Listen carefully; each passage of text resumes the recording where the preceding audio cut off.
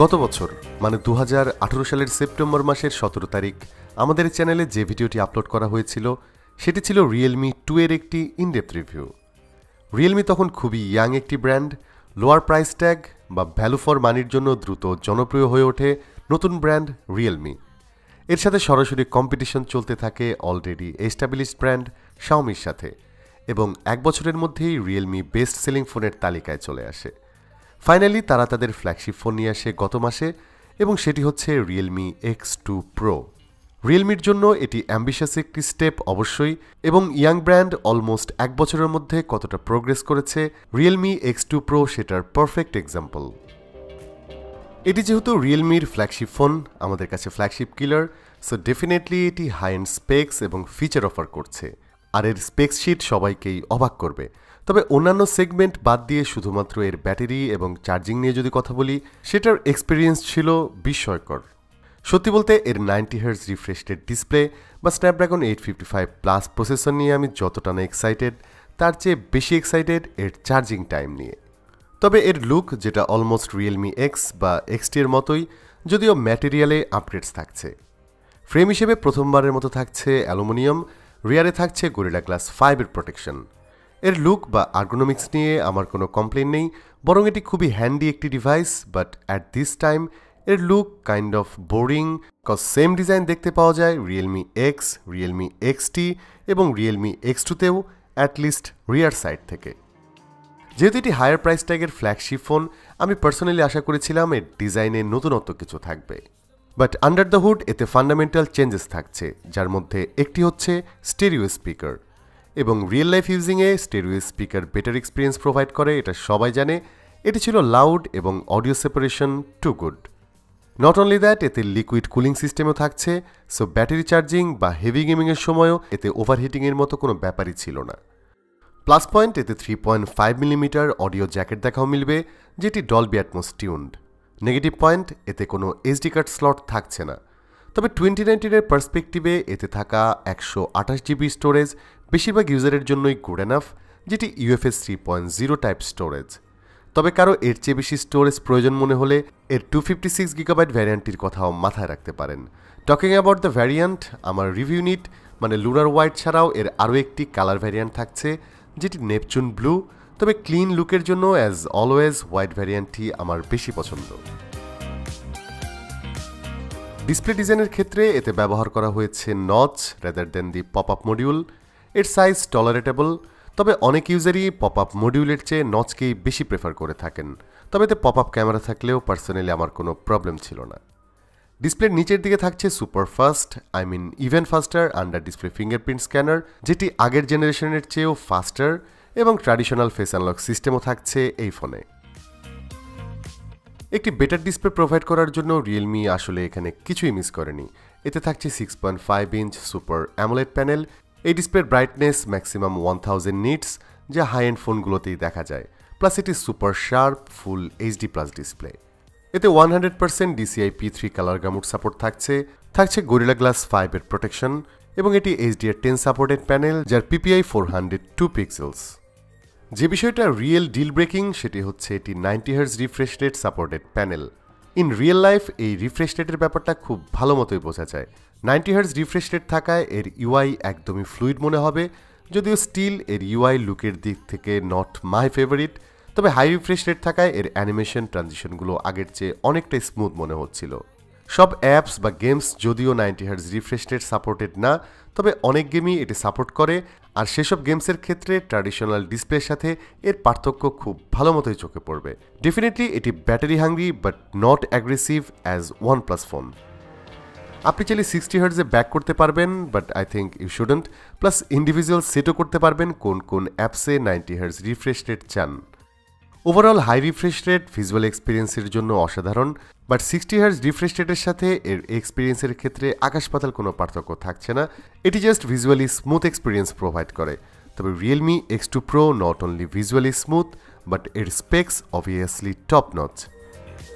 First of all এর storage type UFS 3.0, এর read write speed super fast, যেটি app opening, closing বা games play করার সময় বোঝা যায়। প্লাস এতে প্লেন্টি অফ র্যাম থাকছে, মানে 12 গিগাবাইট পর্যন্ত, যা LPDDR4X টাইপ। আমার ইউনিটে 8 GB র্যাম থাকলেও আমার কাছে এনাফ বলে মনে হয়েছে, মাল্টিটাস্কিংয়ের ক্ষেত্রেও কোনো প্রবলেম ছিল না। On top of everything, its Snapdragon 855 Plus processor gave more power to this device. 2019-এ এটি ছিল হাই টিয়ার স্মার্টফোনের জন্য processor. So Snapdragon 855 plus processor নিয়ে আসলে বলার মতো কিছুই নেই। এটি 7 ন্যানোমিটার আর্কিটেকচারে তৈরি করা 2.96 GHz ক্লক স্পিডের একটি প্রসেসর। আগামী 2-3 বছর এই প্রসেসরটি টপ লিস্টেই থাকবে। সো পাওয়ারফুল ফ্ল্যাগশিপ প্রসেসরটি ফিউচার প্রুফ ডেফিনেটলি। প্লাস অনেকগুলো কারণে এই ফোনটিকে গেমারদের জন্য সাজেস্ট করা যায়। তার মধ্যে একটি হচ্ছে এর হাই এন্ড প্রসেসর, সেকেন্ডলি এর স্টেরিও স্পিকার যা বেটার গেমিং এক্সপিরিয়েন্স দেয়, থার্ডলি এর সুপার ফাস্ট চার্জিং সিস্টেম যা গেমারদের জন্য একটি মাস্ট হ্যাভ থিং। আর এর লিকুইড কুলিং সিস্টেমের কথা আগেই বলেছি, এটি খুবই effective. So long time game play করলেও এই ফোনটি খুব একটা হিট হয় না। আর এর গেমিং মোডটাও লুকস গুড এবং প্রচুর ইউজফুল ফিচার থাকছে এখানে। পার্সোনালি আমি মনে করি পাওয়ারফুল এই ডিভাইসের মেইন ড্রব্যাক হচ্ছে এর ইউআই। স্টিল এর লুক সর্ট অফ কার্টুনিশ, মেনুও খুব একটা অর্গানাইজড না। রিয়েল লাইফে এসব খুব একটা বদার করে না, তবে কালার ওয়েসের আরেকটু পলিশিং প্রয়োজন আছে বলে মনে হয় আমার কাছে। যদিও 2020-র শুরুর দিকে রিয়েলমির অনেকগুলি ফোনই অ্যান্ড্রয়েড 10 কালার ওয়েস 7 পেয়ে যাবে এবং শোনা যাচ্ছে রিয়েলমির জন্য কালার ওয়েস 7 অনেকটা কাস্টমাইজড হয়ে আসবে। আপাতত এতে থাকছে ColorOS 6.1 on top of Android 9 পাই। এতে সিস্টেম ওয়াইড ডার্ক মোড থাকছে। আনসাপোর্টেড অ্যাপগুলোতেও এই ফিচারটি ইমপ্লাই করা যায়, যা আমার কাছে বেশ ভালো লেগেছে। এর কন্ট্রোল সেন্টারের লুক আগের চেয়ে মিনিমাল এবং ক্লিন লেগেছে আমার কাছে।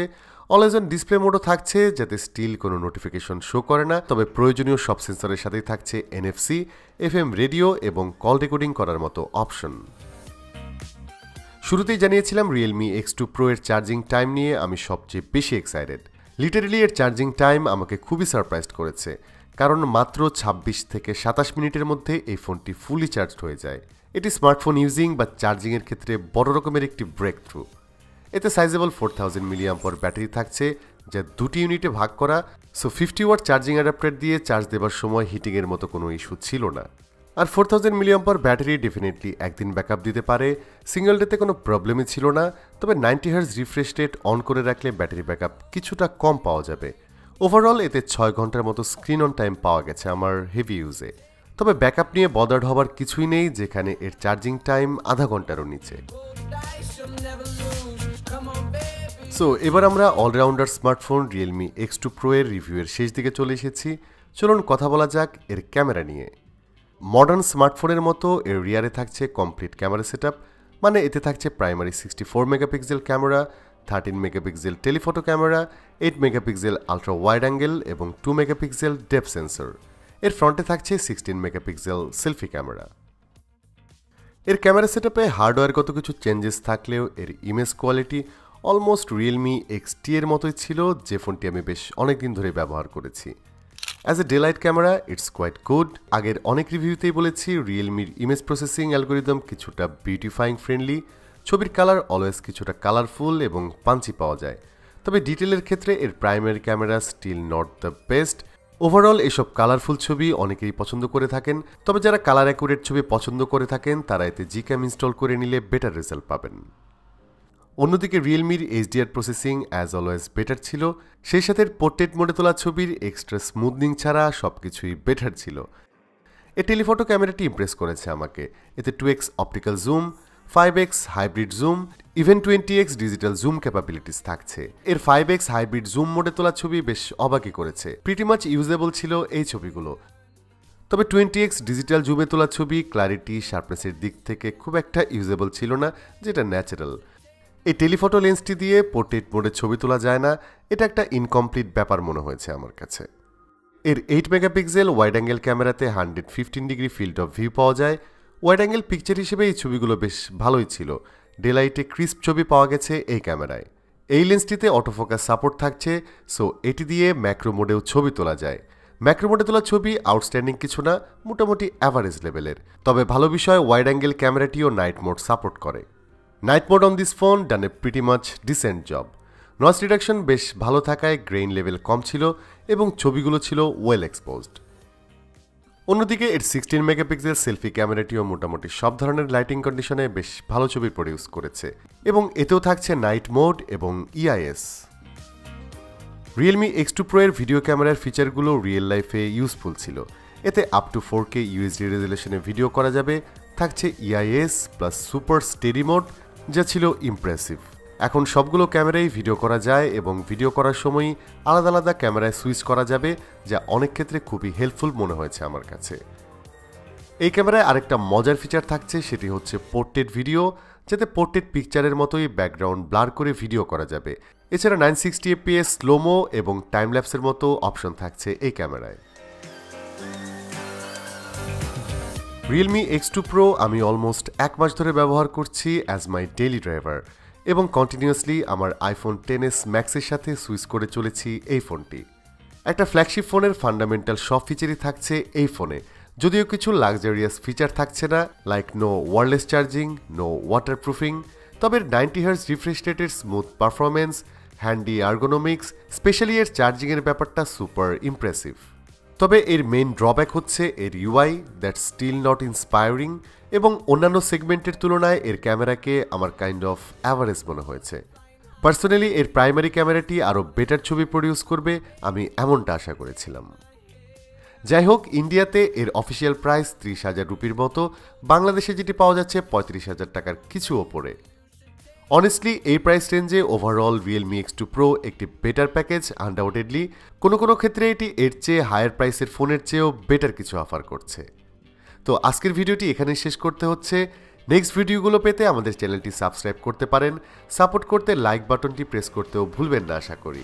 আর কমেন্ট করে জানাতে পারেন Realme X2 Pro নিয়ে আপনার অপিনিয়ন। আজকের মতো আমি বাবু এখানেই বিদায় নিচ্ছি। সবাই ভালো থাকবেন, অনেক ভালো।